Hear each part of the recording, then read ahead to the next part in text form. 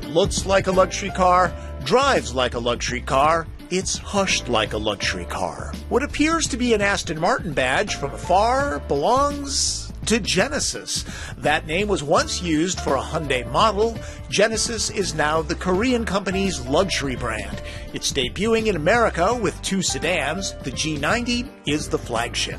The luxury segment is where the money's at for automakers. That's why Honda created Acura, Nissan, Infiniti, and Toyota, the wildly successful Lexus. However, those 3 brands started with dedicated standalone dealerships. Genesis won't get those for years.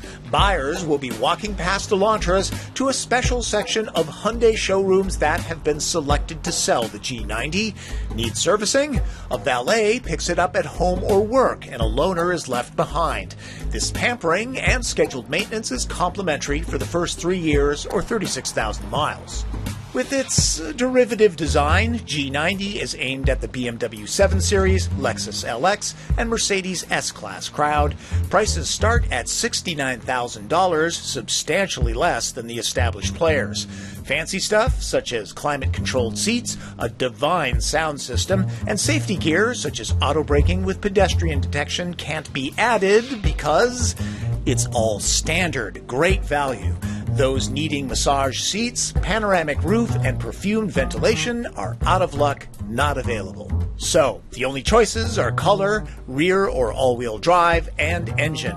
There's a 5-liter V8. This one's a 3.3-liter twin-turbo V6, purring with 365 horsepower and 376 pound-feet of torque.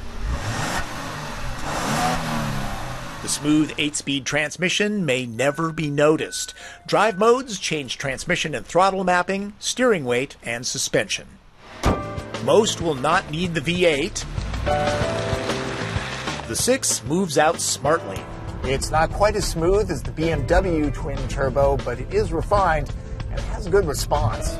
Put simply, G90 is an exceptionally done luxury car. You'd have to drive the competitors back-to-back to distinguish the differences. Genesis does lack 2 things: any kind of heritage whatsoever, and a premium badge that shouts, "I've made it." The engineers claim the body is lighter and stronger than a Mercedes S-Class. It does feel impressively stout. On a 340-mile road trip, I saw 25 miles per gallon. Helped by adaptive cruise control and lane keep assist, I arrived very refreshed. An adaptive suspension is standard on G90. The ride quality is serene and controlled with very little body roll. This is not a sports sedan, though. The sport setting firms everything up nicely without harshness. The ambiance inside isn't quite as high rent as Mercedes and BMW, but the space is tailored up to impress. Nearly everything has visual and physical heft to it. Nearly. Perhaps only luxury snobs and Virgo auto journalists will notice a few buttons borrowed from the Hyundai side and hollow door releases. I'm nitpicking. The shutdown tune is the familiar Hyundai theme. Heavily orchestrated, not quite John Williams. With a large, crisp display, the user interface operation is elegant, sort of a cross between Mercedes Command and BMW iDrive. Genesis makes it tough to miss anything around you, too. This is a very comfortable spot with loads of legroom, but if you need more, feel free to take matters into your own hands. It can be done with the console folded, too. Buy the V8 model to add power adjustment and venting to these heated seats. It's easy to block out the sun or the paparazzi. Here's a feature found on other Hyundais. Simply stand next to the trunk with the key on you, and it opens automatically. Nice, no matter what the price of the car. Luxury cars seldom have folding seats. G90 is no different. Though large, this class is known for skimpy cargo capacity.